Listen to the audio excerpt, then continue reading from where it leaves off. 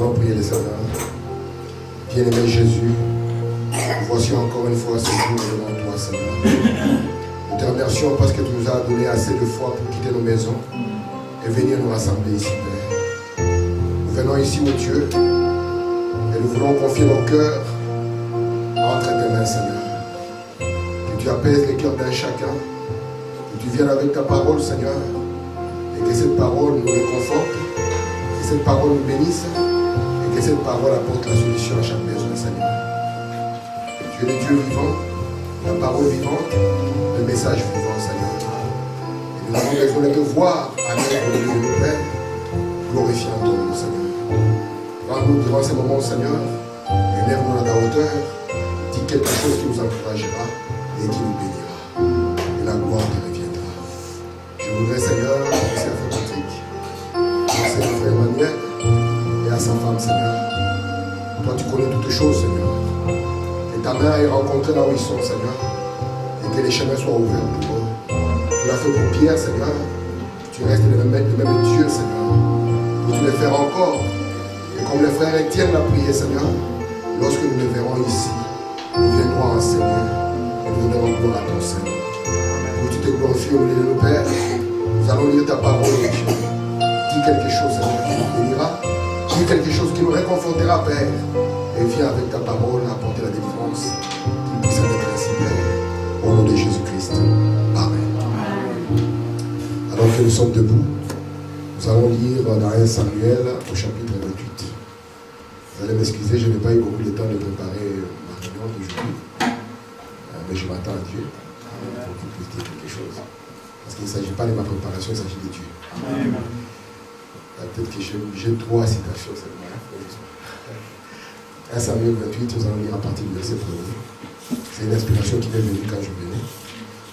Or, il arriva qu'en ces jours-là, les Philistins assemblèrent leur armée pour faire la guerre contre Israël. Et Achis dit à David, sache certainement que vous viendrez avec moi au camp, toi et tes gens. Et David répondit à Achis, certainement tu connaîtras ce que ton serviteur fera. Et Achis dit à David, c'est pour cela que je te confierai toujours la garde de ma personne. Or Samuel était mort. Et tout Israël en avait fait le deuil. Et l'avait enseveli à Rama, qui était sa ville. Et Saül, écoutez bien, avait ôté du pays ceux qui avaient l'esprit de Python. Vous vous souvenez que Paul avait croisé une femme qui avait l'esprit de Python? Donc, Saül, il avait ôté du pays ceux qui avaient l'esprit de Python et les devins. On continue, verset 4. Les Philistins donc assemblaient sans verre et se campèrent à Sunem. Saül aussi assembla tout Israël et ils se campèrent à Gilboa. Je ne sais pas quelle traduction je suis en train de lire. Je suis en train de lire la traduction de Martin Luther. Excusez-moi. Ouais. J'aime beaucoup cette traduction. C'est parmi les meilleures qu'il y a en français. Ah ouais. Alors, c'est pour ça que j'ai compris que je lisais une vieille traduction de français. Ok.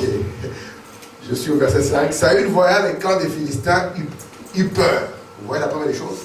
Saül voya les camps des Philistins, eut peur. Et son cœur fut fort effrayé. En ce temps-là, les Philistins rassemblèrent leurs troupes et formèrent une armée pour faire la guerre à Israël. Et Achis dit à David, tu sais que tu viendras avec moi à l'armée, toi et tes gens. Donc ça m'a venu à zéro, excusez-moi.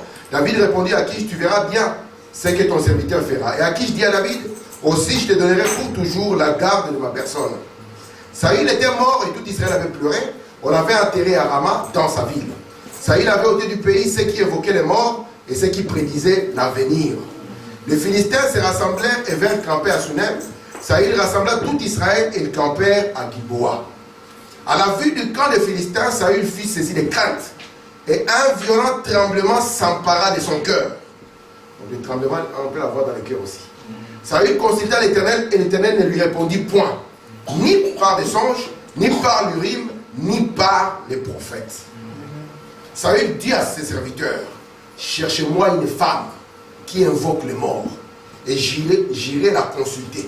Ses serviteurs lui dirent, voici à Endor, il y a une femme qui évoque les morts. Alors Saül se déguisa, il prit d'autres vêtements, et il partit avec 2 hommes, ils arrivèrent de nuit chez la femme. Saül lui dit, prédis-moi l'avenir en invoquant un mort et fais-moi monter celui que je te dirai. La femme lui répondit, voici, tu sais ce que Saül a fait, comment il a retranché du pays ceux qui invoquent le mort et ceux qui prédisent l'avenir. Pourquoi donc tends-tu un piège à ma vie pour me faire mourir? Saül lui jura par l'Éternel. Parce que là, on peut jurer par l'Éternel, je ne sais pas.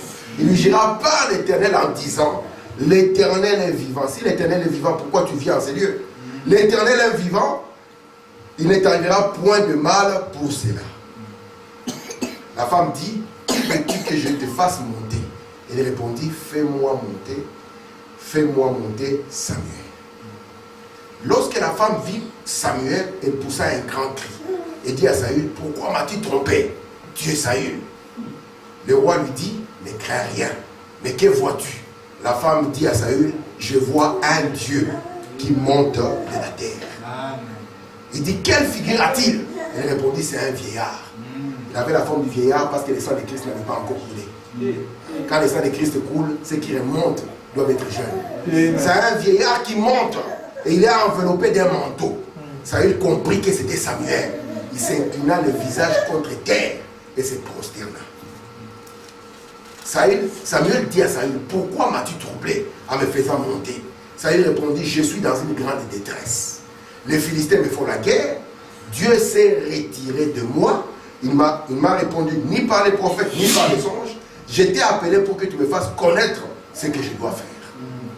Samuel dit, pourquoi donc tu me consultes-tu, puisque l'Éternel s'est retiré de toi et qu'il est devenu ton ennemi? L'Éternel te traite comme je te l'avais annoncé, de sa part. L'Éternel a déchiré la royauté d'entre tes morts et l'a donné à un autre, à David. Tu n'as pas obéi à la voix de l'Éternel, tu n'as pas fait sentir à Amalek l'ardeur de sa colère. Voilà pourquoi l'Éternel te traite aujourd'hui de cette manière. Et même l'Éternel livrera Israël avec toi entre les mains des Philistins. Demain, toi et tes fils, vous serez avec moi, et l'Éternel livrera le camp d'Israël entre les mains des Philistins. Amen. Amen. Que Dieu ajoute des bénédictions à la lecture de sa parole. Amen. Amen. Le verset 20 nous dit, aussitôt Saül tomba à la terre, et toute sa hauteur. Les paroles de Samuel les remplirent de froid. De plus, il manquait de force, car il n'avait point pris aucune nourriture. Tous les jours et toute la nuit. Amen. Je m'aimerais parler sur un petit sujet comme la fois passée. Ça sera peut-être une continuité, si on a été assez intelligent. Ça sera une continuité de ce que nous avons parlé la dernière fois. Pour ceux qui étaient là la dernière fois, nous avons intitulé cela nos ambitions. Amen. Et nous avons montré qu'un chrétien, ça veut dire, doit avoir des ambitions. Si nous naissons comme un enfant, nous avons notre bébé David, nous avons notre bébé Patrick, c'est que nous attendons à ce que 5 ans plus tard, nous ne puissions plus les trouver dans les couches, dans les médicaments, et ça ne va pas marcher. Nous attendons à ce que 5 ans plus tard, ils puissent avoir un progrès dans leur vie. Du bébé qu'ils étaient, ils puissent devenir maintenant des petits-enfants. Si nous venons encore 5 ans plus tard, nous trouvons qu'à chaque fois, il y a un certain pas. Si 5 ans plus tard, nous revenons, nous trouvons qu'ils sont les mêmes bébés qu'ils ont été, c'est qu'il y a un souci quelque part. Amen. C'est pour ça que la fois passée, nous avons parlé des ambitions. Et Frère Branham nous a dit, s'il y a quelqu'un d'ambitieux sur la terre, c'est un chrétien. Il y a un chrétien doit être ambitieux. Ambitieux pourquoi? Pour changer sa condition. Branham nous a donné l'exemple de ce jeune noir, qui lui a dit à Branham, que là où dort mon chapeau, c'est là où je dors. Branham lui a dit, toi tu viens d'où? Je ne sais pas. Tu vas où? Je ne sais pas. Là où dort mon chapeau, c'est là où moi je dors. Branham a dit, il y a quelque chose qui ne va pas. Il dit, cet homme n'a aucune ambition pour pouvoir changer sa vie. Amen. Et si nous n'avons aucune ambition, sachez qu'il n'y a rien qui va avoir lieu. Parce que Dieu, il a déjà fait sa part, il attend aussi que nous puissions faire notre part. Et aujourd'hui, je voudrais parler des opportunités. Amen. Parce que le dictionnaire va définir les opportunités comme une occasion favorable. Amen. Donc dans la vie, il y a des occasions favorables qui arrivent. Et un homme intelligent, c'est que quand il y a une occasion favorable qui arrive, qu'on appelle une opportunité, il doit lui profiter de cette occasion, saisir l'occasion, afin de réaliser quelque chose par rapport à sa situation. Parce que pour pouvoir être un ambitieux, c'est que vous devez être intelligent. Commencez à scruter les événements. S'il y a une occasion favorable qui se pointe, vous vous levez, vous saisissez cette opportunité afin que demain, vous puissiez passer d'un état à un autre. Amen. Parce qu'un chrétien, c'est le genre d'état de personne qui s'est passé d'un état à un autre. Amen. Si vous voyez le papillon que vous voyez, le papillon, pour devenir papillon, il naît à la base comme une chenille. Il est lié à la terre. Mais après un moment, on va voir qu'il va s'arrêter. Parce qu'il y aura une opportunité pour lui de quitter la terre et d'être capable de voler plus haut. Amen. Un chrétien, il passe d'un état à un autre. Amen. Si les années passent et que vous ne parvenez pas à passer d'un état à un autre, c'est qu'il y a un souci. Vous êtes incapable de saisir une opportunité. Amen. Parce que vous êtes fait de manière à pouvoir passer d'un état à un autre. Amen. J'ai dit que nous sommes jeunes, n'est-ce pas? Et en tant que jeunes, je vais vous parler de manière à ce que vous soyez intelligents. Amen. Parce que dans la vie d'un homme, il y a des étapes. Amen. Il y a des choses que vous pouvez faire maintenant que vous ne savez plus faire à 60 ans. Amen. Et si vous n'avez pas été intelligent, quand vous serez à 60 ans, vous direz, ah, si je savais. Avez-vous déjà remarqué qu'il y a un âge où les jeunes savent tout? Vous ne savez leur rien dire. Je sais. Et puis à un moment, 60 ans arrive, écoutez ce qu'il dit, si je savais.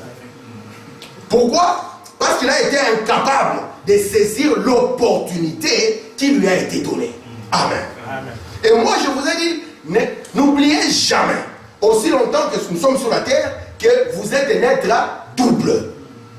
Frère Branham dit, lorsqu'un homme naît de nouveau, il devient un être double. Quand Jésus marchait, comme les gens étaient autour de lui, ils voulaient profiter. Ils ont posé la question à Jésus. Jésus, n'est-ce pas que le royaume est venu? Est-ce qu'il est encore permis de payer quoi? L'impôt à César. Qu'est-ce que Jésus a répondu? Jésus a dit, donne-moi une pièce. N'est-ce pas? On lui a donné une pièce. Et là, il leur a posé la question. De qui est cette effigie? Parce que la pièce portait une image. Il a dit, de qui est cette image? Ils ont dit, de César. Et Jésus leur a dit, donnez à César ce qui est à César. Donnez à Dieu ce qui est à Dieu. Amen. Amen. Et les deux doivent profiter des opportunités qui leur sont données. Amen. Amen. Vous êtes là? Amen. À César ce qui est à César. À Dieu ce qui est à Dieu. On ne vous demande pas de donner à Dieu ce qui est à César, ni à César ce qui est à Dieu. Amen. Ainsi, lorsque le son s'ouvre, ça mène des jeunes intelligents. Comprenez ça? Frère Branham dit, lorsque la nuée est descendue, il avait quelque chose de particulier pour les jeunes. Parce que les jeunes, c'est l'avenir d'une nation. Les jeunes, c'est l'avenir. Quand on dit jeunes, on dit l'avenir. Donc lorsque nous voyons les enfants là, nous sommes en train de voir notre futur. Vous comprenez ça? Et lorsque les enfants nous voient, ils sont en train de voir aussi leur futur. Amen. Amen. Donc nous sommes le passé, qui sera leur futur. Et eux, ils sont le futur. Amen. Et nous devons maintenant parler de manière intelligente, de sorte que eux soient capables de saisir chaque opportunité qui est placée devant eux. Amen. Amen. Je vais lire la première citation. Écoutez, Frère Branham, je suis dans Dieu dévoilé. Je suis au paragraphe 86. Frère Branham dit ceci. Il dit, c'est comme ça que Dieu a fait. Il a fait un alliage, passant de celui-ci à celui-là, de celui-ci à celui-là, jusqu'à ce qu'il obtienne exactement ce qu'il voulait. Ouais. C'est comme ça qu'il est descendu. Vous savez que Dieu est descendu. Amen. Mais Dieu n'est pas descendu comme les gens pensent. Jésus est venu devant les gens. C'est en latin, il leur a dit, je suis le pain qui est descendu du ciel. Tout le monde a dit, ça c'est une blague. Toi, on sait où tu es né. On connaît ton père et on connaît ta mère. Comment tu peux dire que je suis le pain? D'ailleurs, tu n'es pas descendu. On peut même t'amener, te montrer la crèche dans laquelle tu es né. Mais lorsque Jésus est né, c'était Dieu qui était en train de descendre. Amen. Parce que descendre de Dieu, ça n'a rien à voir avec le mouvement de haut en bas. Rien à voir. Et monter de Dieu, frère Christian, ça n'a rien à voir avec le mouvement de bas en haut. Rien du tout. Amen. Parce que si c'était le cas, que le ciel est ici, avec une fusée, vous y arriverez. Vous montez un tout petit peu, vous dépassez la lune. Si vous avez encore plus de carburant, vous montez encore. Et puis vous voyez Dieu. C'est pour ça que quand les astronautes sont partis à la lune, les prédicateurs sont venus leur poser la question: avez-vous vu Dieu? Si vous montez, même ici vous êtes toujours dans les temps. Vous montez où vous voulez, vous êtes toujours dans les temps. Et d'ailleurs en montant, vous allez trouver que vous êtes sorti par le bas. Parce que la forme la plus parfaite est ronde. Amen. Écoutez, alors Dieu a commencé à faire des alliages pour qu'il obtienne ce qu'il voulait. C'est comme ça que Dieu est descendu. Il s'est dévoilé dans une colonne de feu. Vous voyez? Ça c'est au commencement. Dieu se dévoile dans une colonne de feu. Puis dans les prophètes. Ensuite il est entré dans le Fils de Dieu qui était Dieu. Voyez-vous? C'est le même Dieu qui montre ce qu'il allait précisément. De perfection en perfection. De gloire en gloire. C'est comme ça que ça se passe pour l'Église. Vous voyez ça? Donc Dieu, pour que nous puissions voir, parce qu'il y a ceci. Lorsque nous disons le Père, le Fils et le Saint-Esprit, il ne s'agit pas de trois personnes. Il s'agit plutôt, le Père ce n'est pas une personne servante. C'est un office. Tel que tu es là, tu es potentiellement une maman. Mais cela n'exclut pas que tu es la fille de quelqu'un.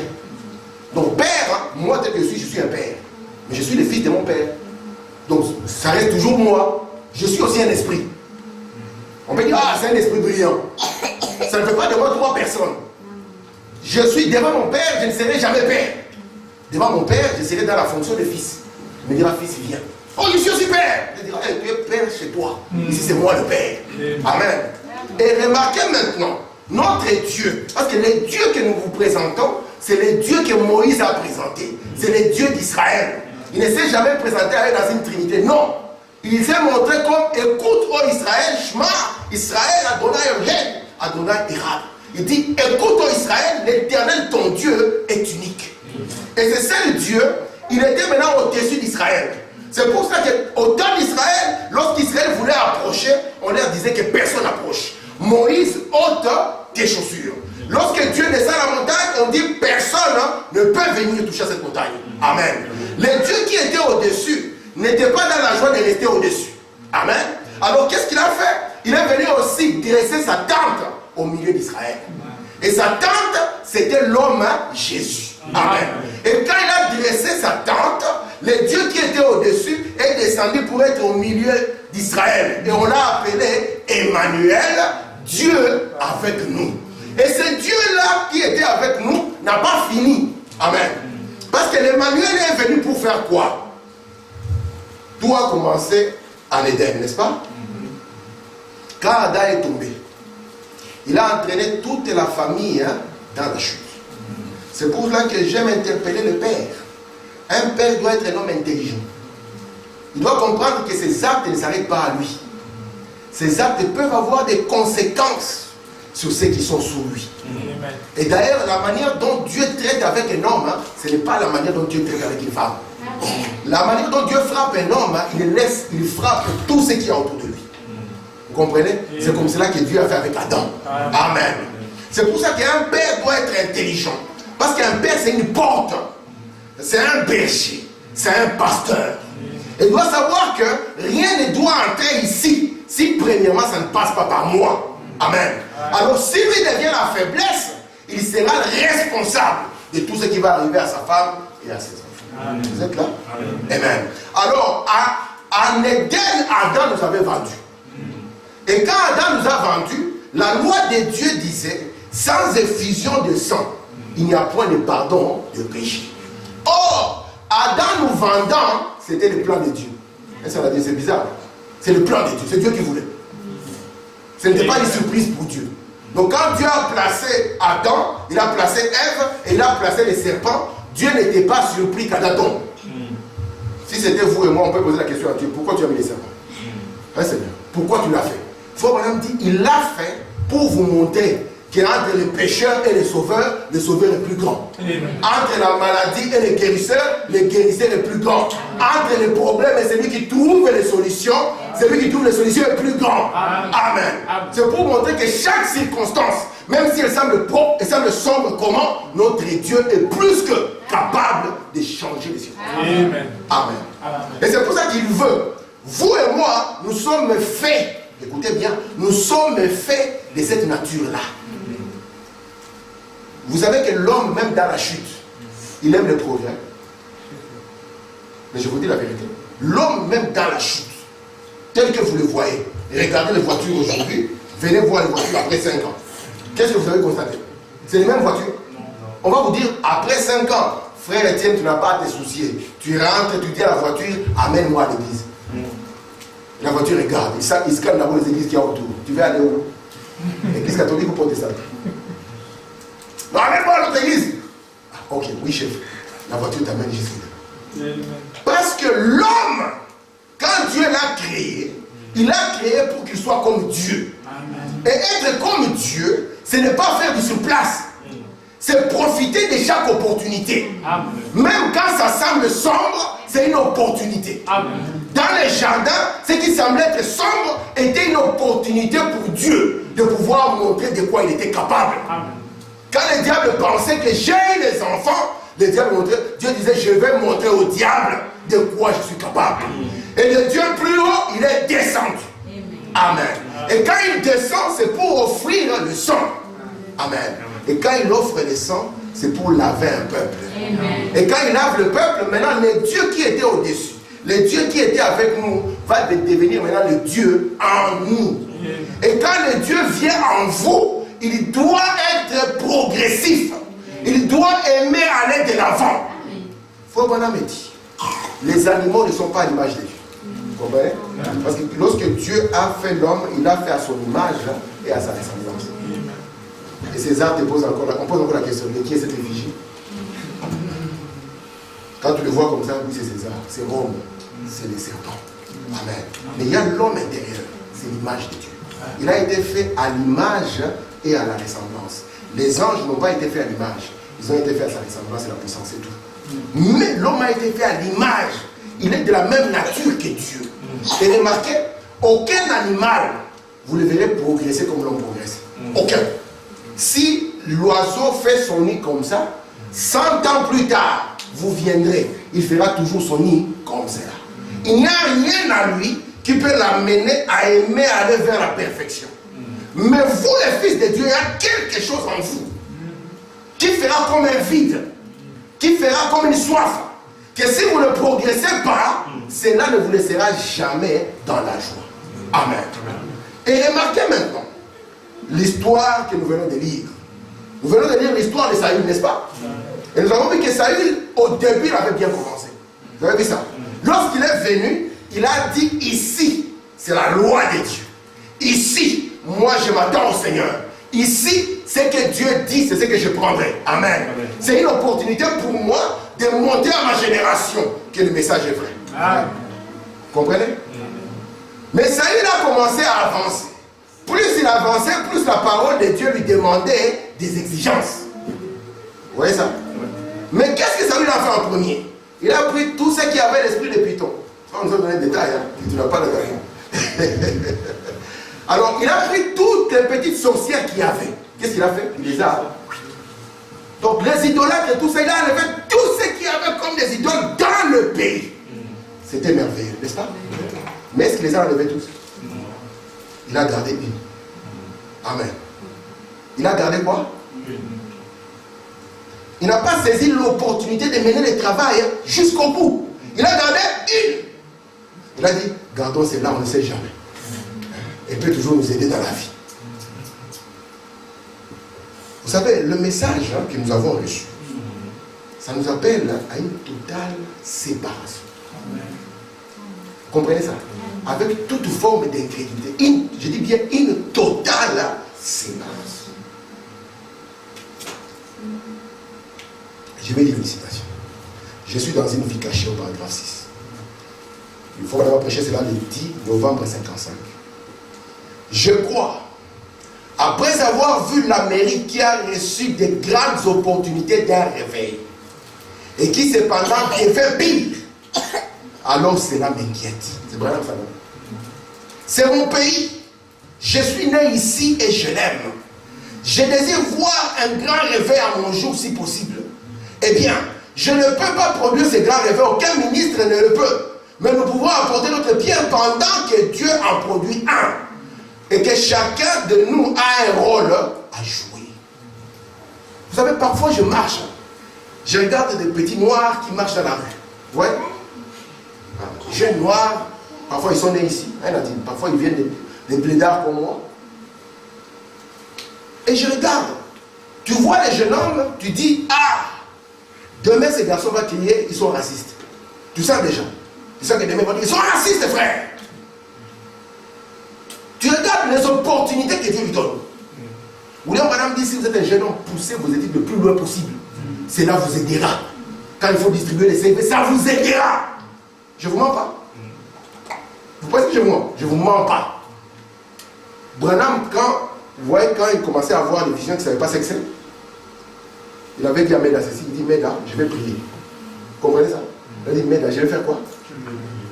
Il dit, Meda, si je ne rentre pas, après 3 jours, après le travail, dis-leur que, parce qu'il a dit, je ne sortirai pas de là si Dieu ne me parle pas.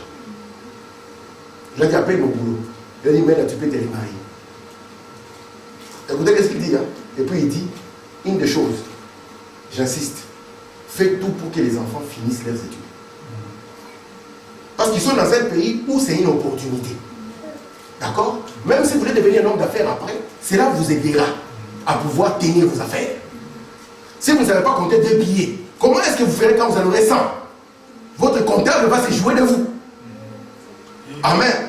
Donc dans la vie, nous avons des opportunités.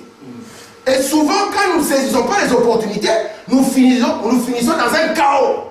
À 60 ans, oh! Mais le garçon, il était venu après moi. Mais il était venu après toi. Il a progressé. Comment il a progressé? Il a progressé parce qu'il a saisi chaque opportunité qui était devant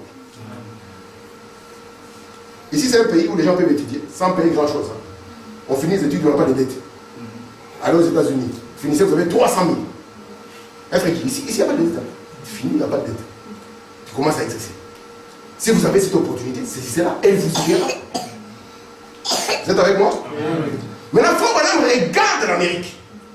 Un grand pays comme celui-là. Dieu lui a donné une grande, vous savez, la plus grande opportunité de l'Amérique, c'est William Branham.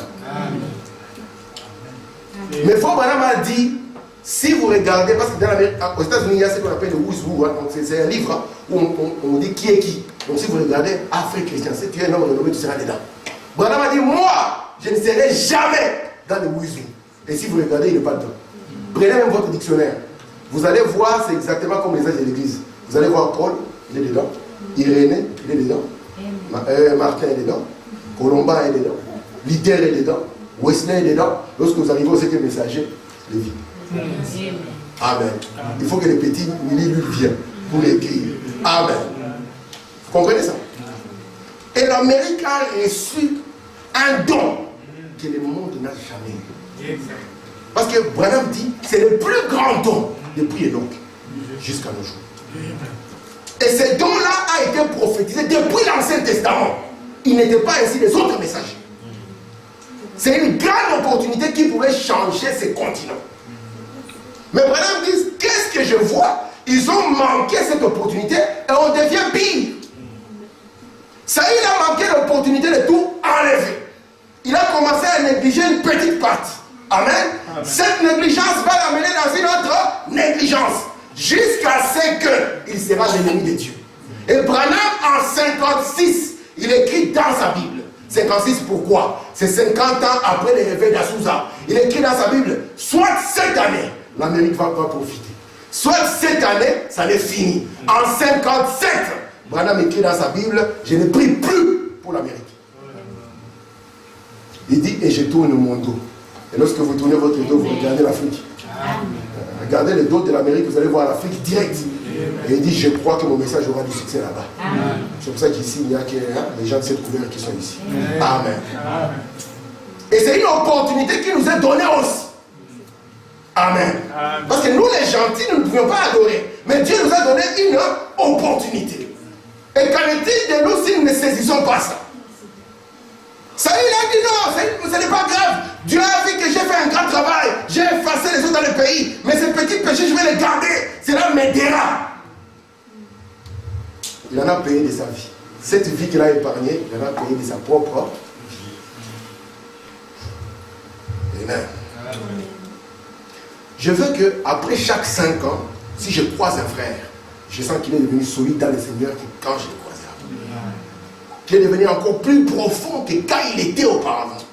Que quelqu'un qui vous a connu vient vous croiser 5 ans plus tard. Il sent qu'il y a quand même quelque chose que Dieu a fait de plus dans la vie de cet homme. Parce que vous allez voir dans la vie de William Branham, on va voir seulement qu'il passait de gloire en gloire et il montait de plus en plus haut. Vous êtes avec moi? Mais c'est vrai, frère. Le premier pour, le deuxième pour, le troisième pour, l'ouverture de la parole. Où les gens les regardent, ils disent, mais qui est celui-ci? On ne sait pas si c'est lui ou si ce n'est pas lui. Vous comprenez ça? Et Frère Branham dit, c'est Dieu qui passe d'un alliage à un autre. Et l'Église doit faire pareil. Est-ce que ça va? Merci Seigneur. Mais nous sommes dans un âge très négligent. Les jeunes hommes vont venir du Congo. Au Congo, là-bas, ils ne connaissaient même pas c'est quoi les petits déjeuners. C'est à dire, au Congo, parfois, les gens mangent une fois les 2 jours. Pour te montrer un peu le tableau. Le petit arrive ici, plein d'opportunités devant lui. Vous trouvez que tout ce qu'il a eu à faire, c'est de prendre le pantalon et de le baisser encore plus. Il a trouvé ses oreilles, il a mis quelques tatouages et il pense qu'il est arrivé. Alors il tape 2-3 photos, il met sur Facebook, il dit voici la vie. Si vous les regardez, vous qui êtes éveillé, vous direz mais jeune homme, réveille-toi. Tu es en train de rater l'occasion parce que tu laisses passer le temps. Vous comprenez ça?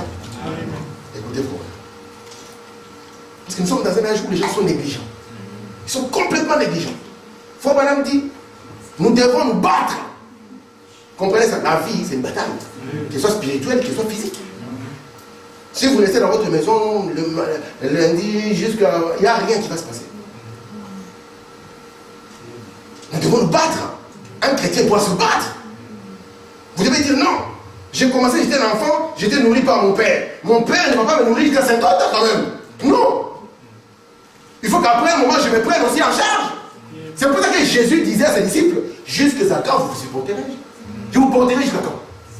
Et vous devez arriver au point où vous devenez aussi autonome. Amen. Amen.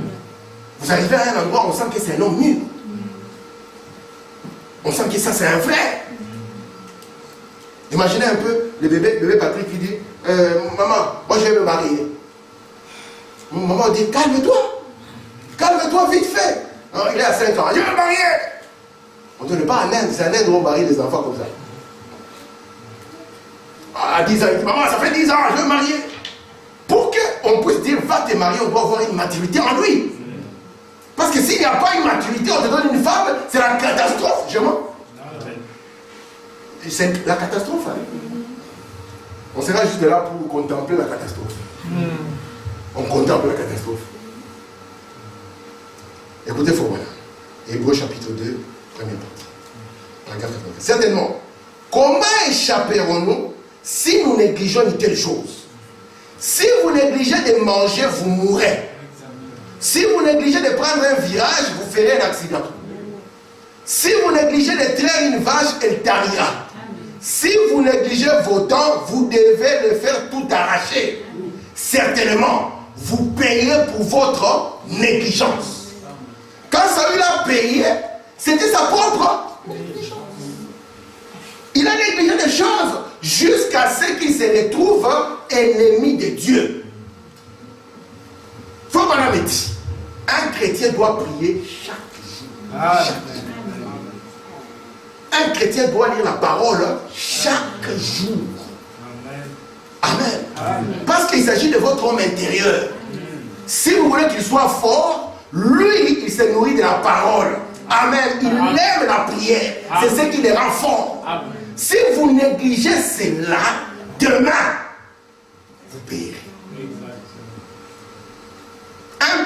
doit amener sa famille autour. Venez, nous allons prier. C'est comme cela que Job était. Ses enfants sont sortis, il n'a pas négligé de prier. Il a dit, Seigneur, peut-être que ses enfants. C'est vrai que Job, c'est lui qui a tué, c'est lui-même qui a tué ses propres enfants. Vous savez ça? Mais c'est lui-même qui a tué ses propres enfants. Ah, vous ne savez pas ça? C'est Job qui les a tués lui-même. Parce qu'il avait peur. La peur, c'est le plus. Il faut vraiment dire, c'est une grande malédiction qui est sur l'église. Amen. Vous voulez que je vous dise quelque chose par rapport à ça? Le diable, il sait que les fils et les filles de Dieu sont des créateurs. L'homme est un créateur, que vous le voulez ou pas. Même quand il est déchu, vous pouvez voir tout ce qu'il a fait. Sur la terre, il est venu avec une voiture. Quand Adam était, il y avait une voiture. Il y avait des gratte-ciel. Il y avait un avion. C'est sorti où? Dieu a envoyé ça du ciel. Mais parce qu'en lui, il a la capacité de faire passer les choses d'un état à un autre. Malgré que ça soit déchu. Mais ça montre qu'en lui, il est fait comme ça. Qu'il ne peut pas vouloir rester comme ça sans que quelque chose ne change. Et quand Dieu l'a placé sur la terre, en lui, il avait tout ce qu'il fallait pour changer les circonstances. Vous voyez ça?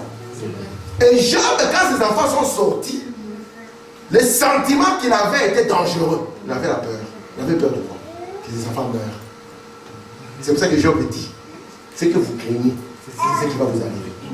Alors le diable, qu'est-ce qu'il va faire? Quand il y a une circonstance difficile, il viendra devant vous avec un tableau sombre, un tableau bizarre. Maintenant, vous ne regardez pas ce tableau. Amen. Amen. Prenez exactement le même tableau et transformez ce qu'il a là. Du positif du négatif au positif. Amen. Et la circonstance change. Amen. Amen. Amen. Nous ne devons pas négliger les opportunités que ce message nous a données. Ce message nous a rendus intelligents, aussi physiquement et aussi spirituellement. Amen.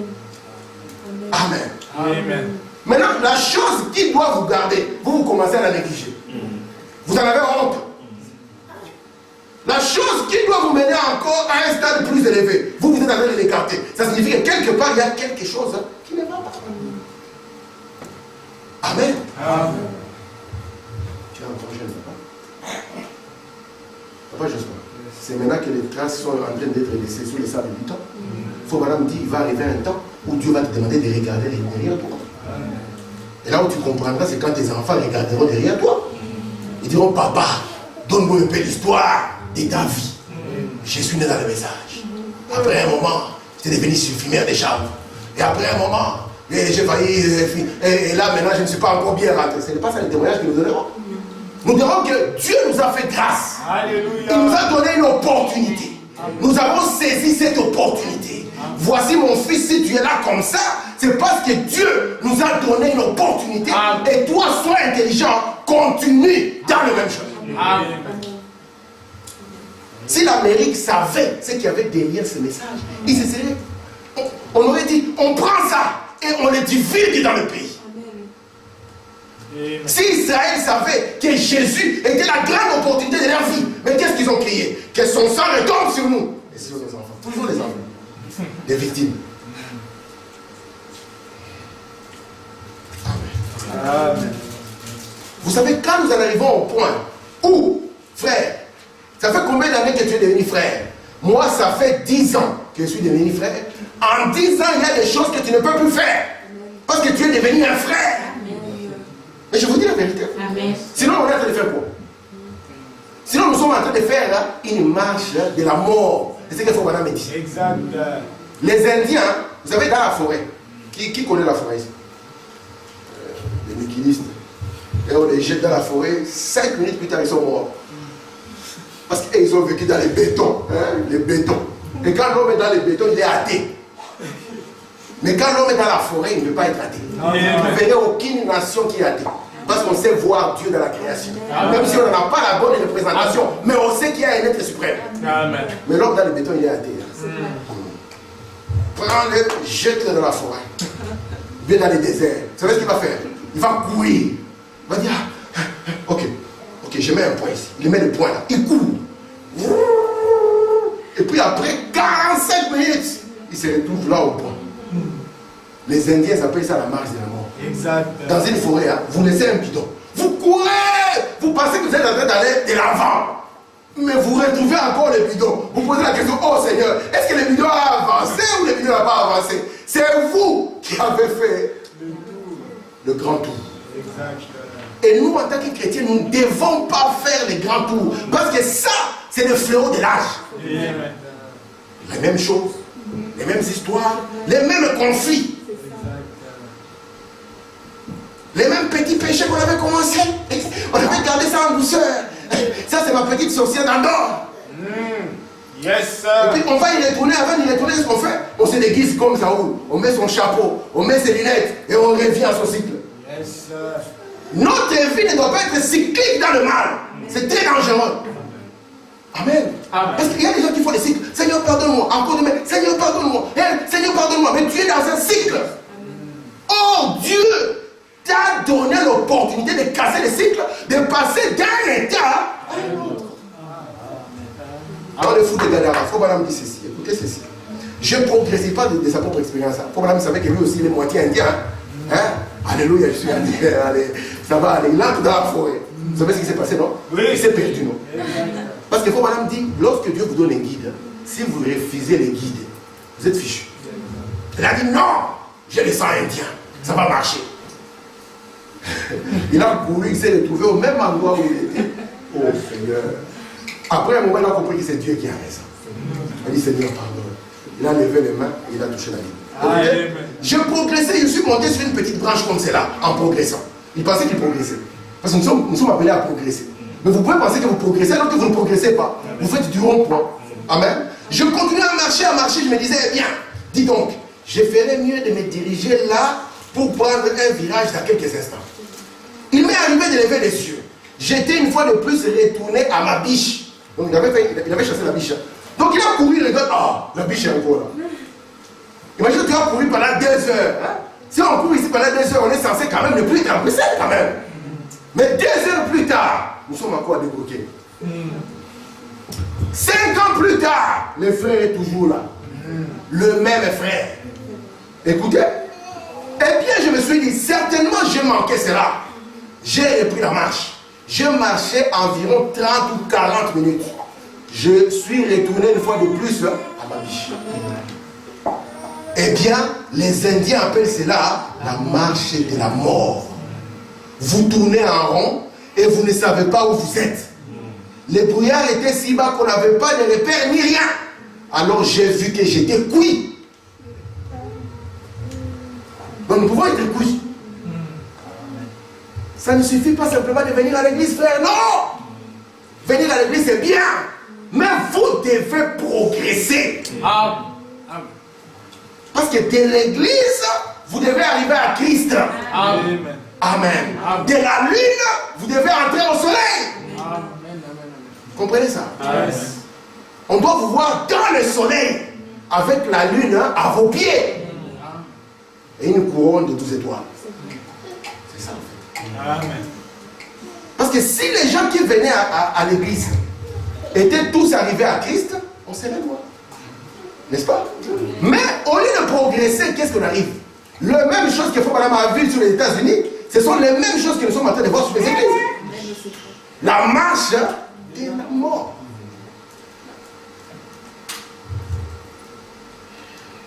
Merci Seigneur.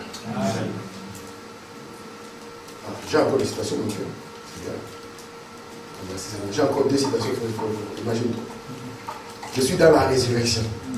Il faut vraiment prêcher le 5 décembre 53. Il faut vraiment dire ceci. Paragraphe 65. Merci frère. Vous devez écrire quand vous venez à l'église. C'est ce que Frobalam a dit. Vous devez avoir vos... Parce que vous devez écrire. Si moi je vous dis quelque chose de faux, comment vous allez le vérifier? Il faut écrire. Il faut écrire. C'est Branham qui dit ça. Vous devez écrire. Et quand vous écrivez, vous rentrez chez vous, vous lisez ça. Vous regardez. Vous regardez d'où vient cette inspiration. En ces jours de marche des morts. Remarquez, j'aimerais que vous saisissez ceci maintenant. Au fur et à mesure qu'ils avançaient, eh bien, le mystère de Jésus a commencé à prendre de l'ampleur. Donc Jésus aussi avait commencé à avoir du succès. Dans le premier et le deuxième poule, on a toujours du succès. C'est le troisième poule qui devient un problème. Amen. Lorsque tu vas dire, moi et le Père, nous sommes un. Frère Branham me dit, c'est là où la balle s'est retirée. Mais dans la guérison, ça sera intéressant. Je ne vous mens pas. Hein? Est-ce que vous savez que Billy Graham a prêché ça en Belgique? Au stade où plein des Belges, pas des Congolais, des Belges. Ils sont où? Des Belges, hein? Billy Graham. Mais il est passé ici, hein? Plein à craquer. People of Belgium. Ah, Dieu vous aime. Merveilleux. Faut madame dit, le ministère de Jésus a commencé à prendre quoi? Des ampleurs. Et il a quitté la maison de Lazare. Jésus venir chez Lazare, c'était une opportunité. Vrai ou faux? Et moi, si Jésus vient chez moi, que son ministère prenne de l'ampleur ou pas, monsieur, tu restes ici. Si tu quittes, nous déménageons avec toi. Mais une fois que tu es avec nous, on ne te lâche plus. Et c'est ce que Jacob a fait. Jacob a compris que cet homme ici n'apparaît pas n'importe qui. Alors j'ai eu l'opportunité qu'il vienne. On va se battre avec lui. Je ne le lâcherai pas aussi longtemps que je n'ai pas profité de ceci. Faut madame dire, le ministère a eu de l'ampleur. Il a quitté la maison de Lazare. Quand il est parti, les chagrins est entré. Écoutez, permettez-moi de vous dire ceci, chrétiens. Quand Jésus quitte votre maison, faites attention. Saül était avec Samuel, non? Et il était content, non? Et quand il commençait à tomber, il disait pour Samuel et pour Saül. Vous voyez comment il faisait? Et puis le prophète est parti. Il est resté tout seul. Et le prophète, avant de partir, il l'a maudit. Il l'a condamné. Mais Saül n'est pas perdu. Non, non. C'est pour ça que je ne dis pas que vous serez perdu. Hein. Non. Mais soyez intelligents, sinon vous allez souffrir pour rien. Écoutez, permettez-moi de vous dire ceci, chrétiens. Quand Jésus quitte votre maison, faites attention. Les chagrins n'est pas loin. Les chagrins n'est pas loin quand Jésus quitte votre maison. Quand Jésus quitte votre maison, attendez-vous à tes amis, tout aussi certain qu'il s'en va. Si vous les chassez par votre vie de péché, écoutez, votre vie de négligence, d'insouciance, les chagrins est en route vers votre maison. N'est-ce pas vrai? Heureusement que Lazare n'avait pas chassé par leur vie d'insouciance. Mais c'était une vision. Jésus avait reçu une vision que Lazare va mourir. Et Dieu lui a dit, quitte là, parce que c'est moi. Alors, pour qu'il ne puisse pas intercéder, parce que Jésus a dit à Jean 16, mon Père, tu m'exauces toujours. Alors, pour qu'il ne soit pas là en train de prier, Jésus part. On téléphone. Jésus. Écoute, la situation s'aggrave ici. Jésus avance. C'est pour ça que quand la situation devient même sombre, gardez toujours vos yeux sur le Seigneur. Amen. Notre vie est entre les mains de Dieu. Amen. Notre vie n'est pas entre les mains d'un gouvernement. Notre vie n'est pas entre les mains d'un État. Notre vie n'est pas entre les mains d'une personne. Notre vie est entre les mains de Dieu. La situation devenait sombre, frère. Lazare peut-être ne parlait plus. Et Jésus, au lieu de s'approcher, qu'est-ce qu'il faisait? Et, frère, Lazare entre dans les comas. Où est le pasteur? Le pasteur s'est éloigné. Et puis, ce qui devait arriver, arrive. On touche comme ça, le cœur de Lazare s'est arrêté. Où est le pasteur? Il est où? Plus loin. On dit ok. Passant de communiquer, on va essayer d'enterrer. Peut-être que le pasteur ailleurs voudra communiquer à la radio. RTB, pour nous les flamands, canvas et tout ça, VTR, tout ça, VTV. Le pasteur n'est pas là. Frère Christian, c'était toi et moi. Hein. On aurait le temps quand même de dire, pasteur, aujourd'hui on va se regarder dans les blancs des yeux.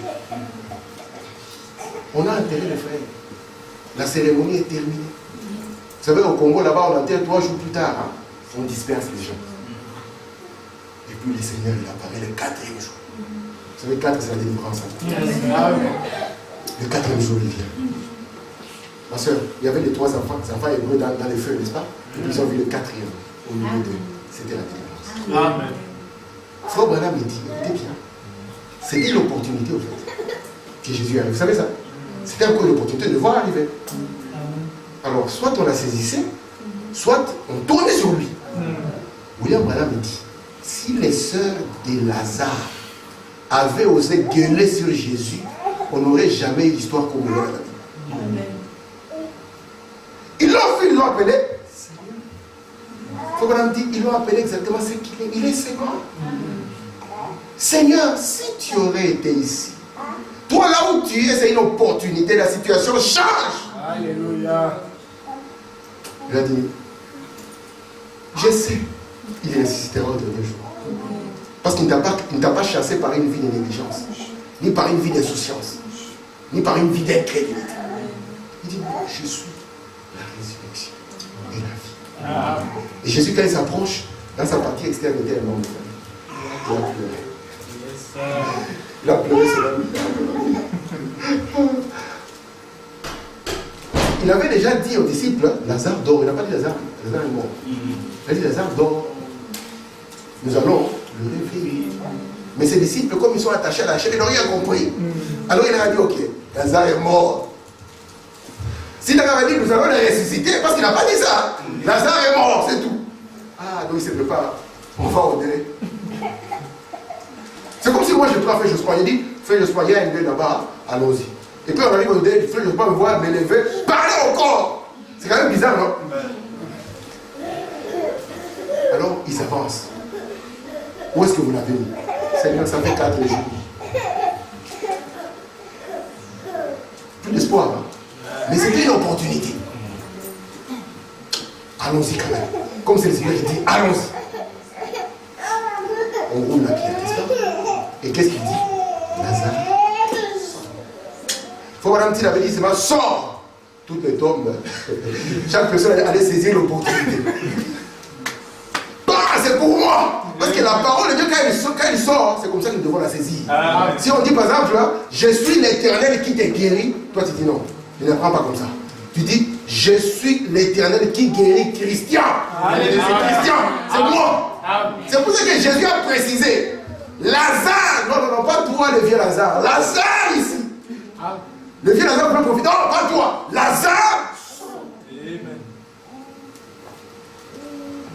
Nous serons les hommes les plus malheureux si avec ces messages nous ne saisissons pas l'opportunité. Moi je t'ai dit, tu as grandi avec des jeunes que moi j'ai vus. Tu vas voir l'état. Et le naturel n'est pas loin du spirituel. Si quelqu'un est négligent naturellement, il ne sera jamais sérieux spirituellement. Jamais. J'avais un ami pasteur, il me disait, frère Timo, moi quand j'ai un garçon qui a échoué à l'école, il vient me dire, apprends-moi les mystères, je les chasse. Je lui dis, le message là est intelligent. Je dis, ah, tu fais bien. Amen. Écoutez. Je suis dans la résurrection de Bandit, je vais continuer. Maintenant, c'est toujours par 150. Il n'avait pas été chassé. Il dit, mais dans ces cas-ci, il n'avait pas été chassé. Donc faisons attention de ne pas chasser Jésus dans nos maisons. Vous savez ça? Faisons attention de ne pas chasser Jésus dans nos maisons. C'est une opportunité que nous avons, nous, d'avoir Jésus dans nos maisons. Frère, je ne vous mens pas. Avec toute la bonne volonté, si nous invitons, écrit au roi Philippe, Philippe, je t'aime beaucoup, j'ai toujours rêvé de toi, j'ai des photos de toi partout, viens chez moi. Il ne viendra pas. Il te répondra, oui, je suis émis, mais tu sais, l'agenda d'un roi est tellement chargé. Mes pensées sont avec toi. Mais nous avons l'opportunité d'avoir Jésus chez nous. Il faut vraiment dire, il s'en était allé parce que Dieu lui avait donné une vision. Où il lui avait dit de partir, d'attendre 3 jours. Il a dit qu'il ne ferait rien à moins que le Seigneur lui ait montré dans une vision. Ce que je vois faire au Père, c'est ce que je fais. Je ne fais rien en dehors de cela. Il savait donc que cela faisait 3 jours qu'ils étaient partis. Et bien vite, on a envoyé Lazare. Et Lazare tomba malade. On a envoyé chercher Jésus pour qu'il vienne le guérir. Il a tout simplement ignoré cela. Il a continué. Frère, je vous assure, si vous envoyez chercher votre pasteur pour qu'il vienne prier pour vous quand vous êtes malade et qu'il ne venait pas, vous quitteriez certainement l'église baptiste ou méthodiste pour aller joindre au presbytérien. Eh bien, vous les pentecôtistes, vous irez chez les baptistes. Non, vous ne pourriez pas tolérer cela. N'est-ce pas, mes frères? Mais c'est une opportunité que nous avons d'avoir le message. C'est une opportunité, vous les mamans, que vous avez d'élever les enfants comme on peut les élever dans ce message. C'est une opportunité. Et Et les opportunités, c'est malheureux d'avoir de la négligence. Comprenez ça ou pas? Un jour, j'avais un frère et un ami, il m'a téléphoné, Tim, j'ai une opportunité ici pour qu'on fasse une affaire. Je venais de me faire escroquer dans 4 affaires, frère. Avoir l'argent, ça va marcher. Je lui ai dit, frère, il n'est plus là. Il est devenu millionnaire aujourd'hui. Et moi, je suis content. Mais moi, j'ai manqué l'opportunité d'être millionnaire. Comme ça, moi, je reste un prédicateur pentecôtiste. Vous savez c'est quoi un prédicateur pentecôtiste? Oui. Je n'ai ni or, ni argent. Mais ce que j'ai, la foi, je te le donne. Amen. La négligence est quelque chose de très dangereux. Notre vie chrétienne, nous ne devons pas la négliger. Notre vie naturelle, là, nous ne devons pas la négliger. Nous, en tant que maman, devons nous poser la question. Est-ce que ces enfants, je suis en train de saisir toutes les opportunités de la parole pour bien les élever? C'est très important. Parce que demain, ils seront le fruit de notre travail. Est-ce que vous comprenez ça? Amen. Vous, en tant que père, vous devez vous dire, est-ce que j'ai saisi toutes les opportunités qu'il y a dans ce message pour que je sois un père pour mes enfants? Pas les enfants, on les jette là-bas. Et nous, on est là-bas sur WhatsApp, hein? Facebook. Papa est sur Facebook du matin au soir. Frère Madame dit, la négligence a cassé les familles. Exact. Vous savez ça? Mais bien sûr, non? Bon. Vous avez déjà vu quand les gens veulent se marier? Les yeux brillent, hein, n'est-ce pas? Les yeux brillent, ça brille. Les frères sont amoureux. Vous pouvez même le proposer, frère, nous ne descendons pas à l'ascenseur. Il va vous dire, moi je vais descendre par ici, frère. Parce que le cœur est tellement en feu. Vous comprenez? N'est-ce pas, non? Quand on est amoureux, même si on vous dit, frère, la soeur elle habite aux Pays-Bas, ne vous en faites pas, frère. Allons la déposer. Et tu es dans la joie. Tu reviens à 2 heures et tu travailles à 4 heures. Les 2 heures, tu vas te reposer. Parce qu'il y a le feu, n'est-ce pas? Maintenant, posez-vous la question. Comment là où il y avait le feu, après il y a la guerre? C'est à cause de la négligence. Frère Madame dit, la négligence dans l'amour a cassé les familles. La négligence dans l'amour a cassé les églises. Dit Frère Madame. Alors que c'est une opportunité que Dieu nous donne d'être ensemble. Vous savez ça? Il nous donne une opportunité d'être ensemble. D'apprendre les uns les autres. Vous comprenez? Et d'être encore plus fort. Quand on est un jeune, on peut même voir encore quelqu'un plus expérimenté dans le Seigneur. Amen. Nadine, elle ne commence pas avec le Seigneur. Alors, l'opportunité que Dieu lui donne, c'est la sœur Josiane et c'est la sœur Étienne. C'est l'opportunité que vous puissiez dire, ma sœur, va de l'avant, va de l'avant. Vous comprenez? C'est ce que Dieu attend de nous. Et Dieu nous a donné des enfants. Combien de gens ont cherché à avoir des enfants? Moi, j'ai ma propre belle-sœur. C'est la grande sœur de ma femme. Ça fait plus de 15 ans qu'elle est mariée, elle n'a pas d'enfant. Son mari avait un enfant, elle a adopté juste cet enfant. Mais elle-même n'a pas d'enfant. Et je vous dis, ce n'est pas évident. Surtout en Afrique. On vous dit chaque jour, quand est-ce que vous aurez votre enfant? Donc quand Dieu nous donne des enfants, c'est une opportunité. D'abord de prouver au monde. Frère Branham dit, il y a un adage qui dit, petit enfant, petit bobo, n'est-ce pas? Grand enfant, grand bobo. Frère Branham dit, si nous le consacrons à Dieu, cela sera faux. Amen. Amen. Mais si nous perdons l'opportunité de consacrer à Dieu, papa, qu'est-ce qui va se passer? Papa, néglige ce message, tu vas me dire. Néglige ce message, tu vas me dire. Je vous défie, je défie chacun ici, de ne pas laver ses dents pendant 1 an. Tu es prêt? Allez, levez le défi. Quand tu vas conclure les chants, tout le monde sera dehors d'abord. Le temps qu'on revienne, que tu as fini. Soyons intelligents. Parce que les gens, parfois, quand ils prennent les soins, ils perdent l'intelligence. Ah, Dieu a tout fait, c'est bon. Non, frère, soyez intelligents. Soyez un père pour vos enfants. Soyez un mari pour votre... J'insiste. Soyez un chrétien. S'il y a un chrétien, que ce soit vous. Si on peut trouver un ici à Bethesda, que ce soit vous. Amen. Comme ça, on trouvera toute l'église. C'est moi. Ah, c'est moi. C'est moi. Amen. C'est une opportunité que nous avons. D'avoir même une église comme ça, où nous pouvons prêcher dans la liberté. On n'a pas la pression d'un pasteur au Congo qui contrôle ce que nous prêchons ici. N'est-ce pas, non? Nous pouvons adorer Dieu selon ce que nous dit notre conscience. Nous pouvons venir ici déclarer des choses qu'on ne peut pas déclarer ailleurs. Ou si on commence seulement comme ça, on nous jette dehors. Alors c'est une opportunité. Que cela nous rende des chrétiens meilleurs. Amen. Que cela fasse de nous des chrétiens non négligents. C'est vrai.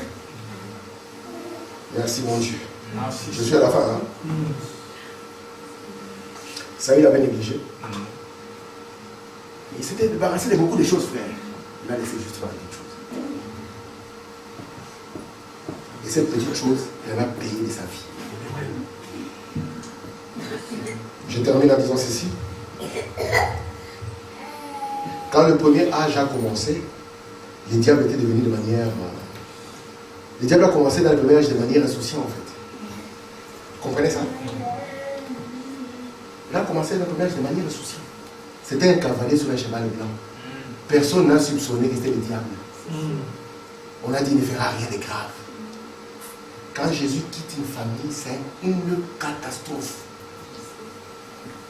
Je vais vous donner un exemple et c'est la fin. Je dis souvent aux gens, je finis là, comme ça pour les encourager. Et il va finir. Et il va finir. Regardez un peu. Vous connaissez David. D'accord? David, n'est-ce pas qu'il est tombé avec une femme? Vous savez que Frère Madame a dit que c'est la négligence de la femme. Oui. Frère Madame dit ça. J'ai la citation ici. Oui. Vous les femmes, vous ne pouvez pas vous exposer n'importe comment, c'est dangereux. Amen. On dit c'est cette femme qui a négligé. Et c'est la fait n'importe comment, n'importe où. Et le roi l'a vu. Et le diable est entré enceinte. N'est-ce pas qu'il a pris cette femme? En cachette, n'est-ce pas? Quelqu'un avait vu? Non. Tranquille, n'est-ce pas? Quand la femme est tombée enceinte, n'est-ce pas qu'il a commencé son coup politique? Vous voyez comment le diable commence toujours là? On commence toujours d'une faute, on passe à une autre. Une négligence va vous conduire encore dans une profondeur plus grande. Est-ce que vous pensez que c'est dans les plans de la vie de Dieu quelqu'un? Non. Mais il a compris que parmi tous les péchés que Dieu peut pardonner, les péchés de l'adultère, un enfant adultérin. Parce qu'il y a, quand on dit les enfants illégitimes, hein, dans la Bible il y a deux catégories. Il y a les enfants qui sont nés hors mariage. D'accord? Voilà, un enfant qui est né hors mariage. Un garçon qui a engrossé une fille hors mariage, cet enfant né. C'est là qu'il devait attendre 10 générations. N'est-ce pas? Et puis il pouvait entrer dans les temples. Je vous montrerai ça dans la vie de Ruth. Vous allez voir les 10 générations. Ruth était de la 10e génération. C'est pour ça qu'elle pouvait retourner. Alors, regardez maintenant. Il y a d'autres catégories. Une femme mariée, vous comprenez? Elle va au dehors. Elle tombe enceinte là-bas.